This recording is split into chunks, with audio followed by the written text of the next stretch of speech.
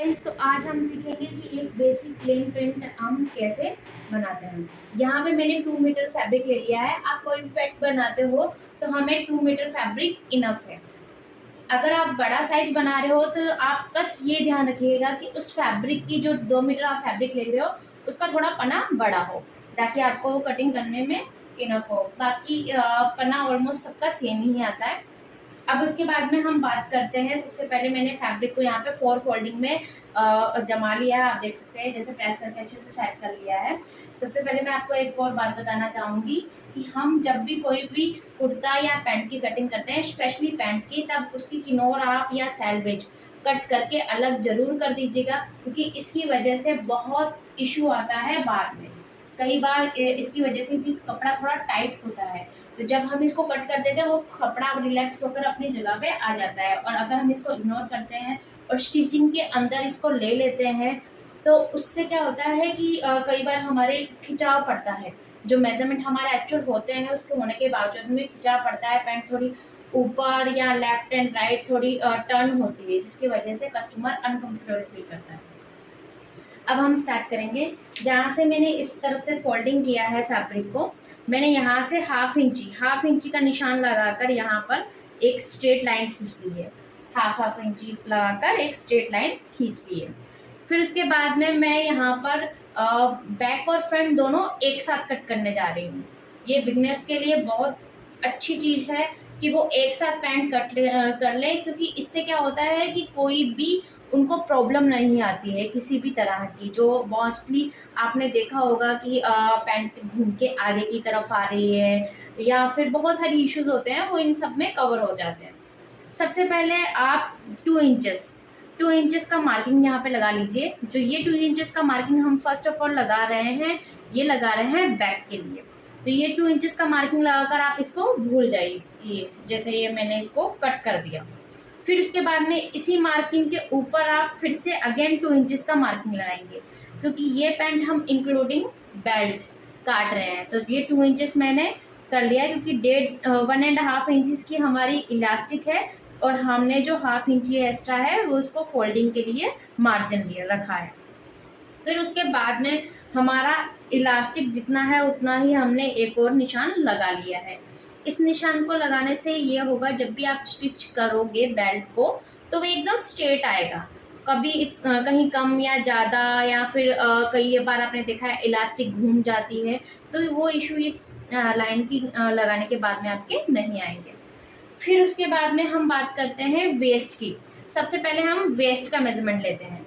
अब जो भी मेजरमेंट होंगे हम इस लाइन पे लेंगे, जो कि हमारी रेडी लाइन है। ये हमारा बेल्ट हो गया, ये 2 इंचेस हमारे बैक का हो गया, ये हमारा बेल्ट की फोल्डिंग हो गई, और जो ये लाइन है ये हमारी रेडी लाइन है, जिसपे मैंने तीर का निशान लगा लिया। अब यहाँ से हम मेजरमेंट के अकॉर्डिंग हम अपना मेजरमेंट लेते हैं यहाँ का वेस्ट का। वैसे वेस्ट का जो मेजरमेंट है हम हिप के अकॉर्डिंग लेते हैं। हमेशा आप याद रखना, जब भी आप पैंट काटो तो आपको हिप का मेजरमेंट और लेंथ, ये सिर्फ 2 चीज़ों की रिक्वायरमेंट होती है। और मोहरी length as per customer requirement, कुछ लूज़ पहनना और कुछ नैरो पहनना पसंद करते हैं, तो वो कस्टमर के अकॉर्डिंग होता है। तो बस हमें ये 3 बेसिक मेजरमेंट चाहिए होते हैं जब भी हम पैंट कट करते हैं। अब हमने हिप का, मैंने मेरे कस्टमर का ले लिया है नाप, उसके अकॉर्डिंग मैं यहाँ पे 12.5 इंची पे निशान लगाकर एक स्ट्रेट लाइन खींच ली है।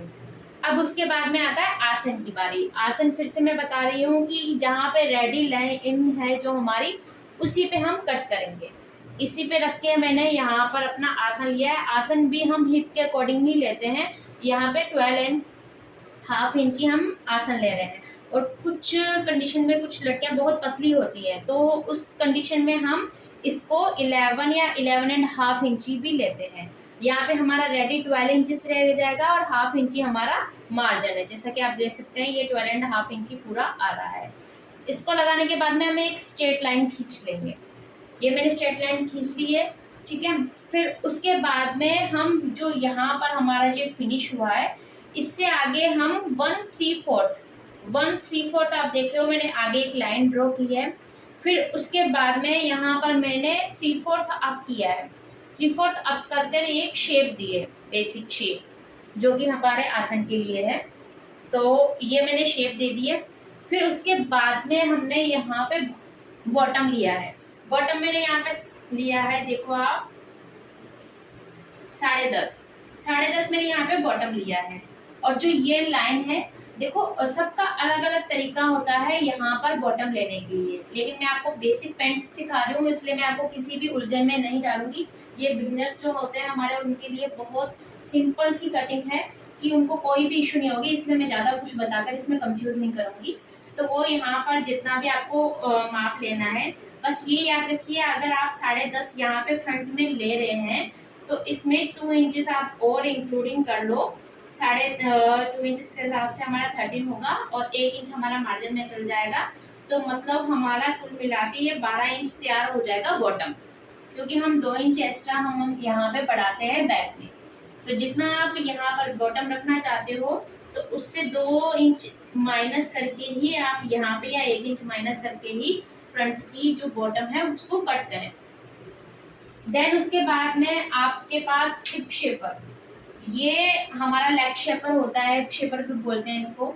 आप ये रखोगे तो बहुत सही है। ये 2 तरीके के होते हैं, आप ये देख सकते हो, इसकी लेंथ थोड़ी बड़ी है और एक और शेपर आता है जिसकी लेंथ थोड़ी छोटी होती है, जो कि ये है, जो कि हमारे ये काम कई बार बहुत सारी चीज़ों में काम आता है। साइड जैसे स्लीव का कुछ हमें मार्किंग करना हो, या फिर हमें कुर्ते में मार्किंग करनी हो, तो उनमें ये काफ़ी हेल्प करता है हमारा। फिलहाल हमें इस हिप या फिर लेग शेपर की, लेग कर्व की हमें आवश्यकता है। तो हम सबसे पहले इससे ये यहाँ पर आप देखिए, जो हमने मार्क किया है यहाँ पे 1/1/3/4 आगे बढ़ाकर शेप दी है, यहाँ से हमने जहाँ तक अपना मार्किंग लगाई है बॉटम की, वहाँ तक रखकर एक इसके अकॉर्डिंग शेप दे देंगे, जो कि मैंने जैसा आप देख रहे हो दे दिया है। ठीक है, तो ये हमारा फ्रंट की मार्किंग कंप्लीट हो गई है। अब बात करते हैं हम बैक की। बैक के लिए देखो, मैंने 2 इंचेस ऑलरेडी यहाँ पे पहले बढ़ा लिया है, जो कि मैंने आपको स्टार्टिंग में ही बता दिया था। 2 इंचेस मैं बढ़ा चुकी हूँ। अब ये 2 इंचेस हमारा कैसे काम करेगा कि जो हमने यहाँ पर आसन का नाप लिया है, यहाँ पर ये लाइन, इससे हमें प्लस 2 इंचेस प्लस करके, और उस लाइन को यहाँ पर हमारा जो ये आसन है यहाँ तक उसको ड्रॉ करनी है, एक स्ट्रेट लाइन। तो ये हमारा बैक का हो गया, हमने बैक को 2 इंचेस बढ़ा दिया है।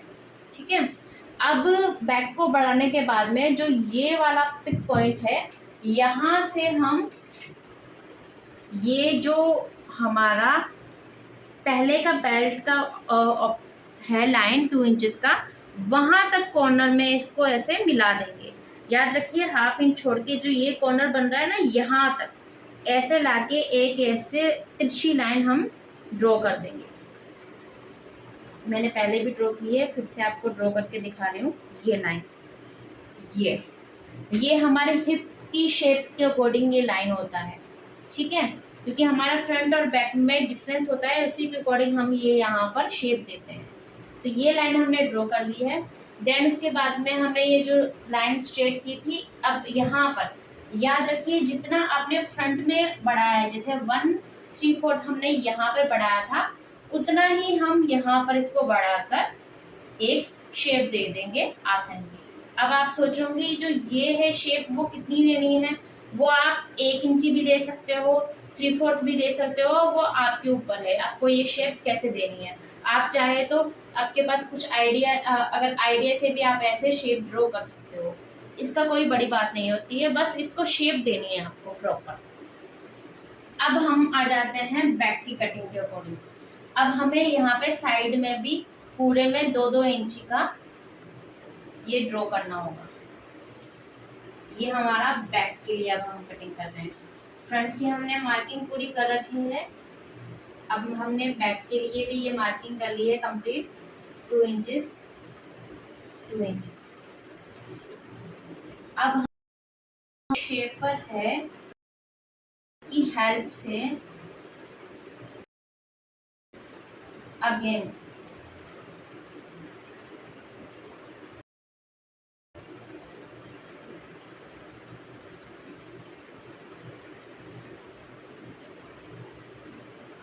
हल्का सा डिफरेंस है, आप इसको हाथ से भी कवर कर सकते हैं।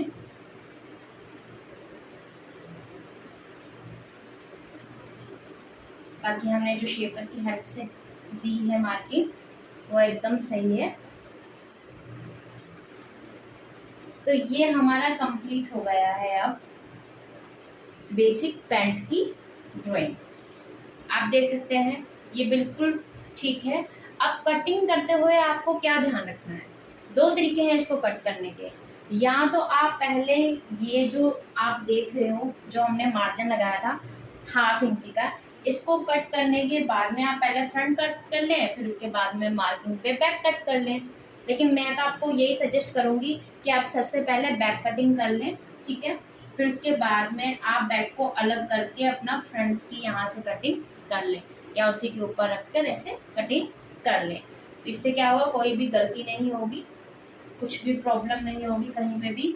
जैसा आपका एकदम स्ट्रेट कपड़ा है वैसा ही रहेगा। ओके, होप आप लोगों को ये वीडियो पसंद आई होगी। अगर वीडियो पसंद आई है या फिर आपका कोई भी डाउट है तो मुझे लाइक, कमेंट और शेयर करके ज़रूर बताइएगा। Thank you.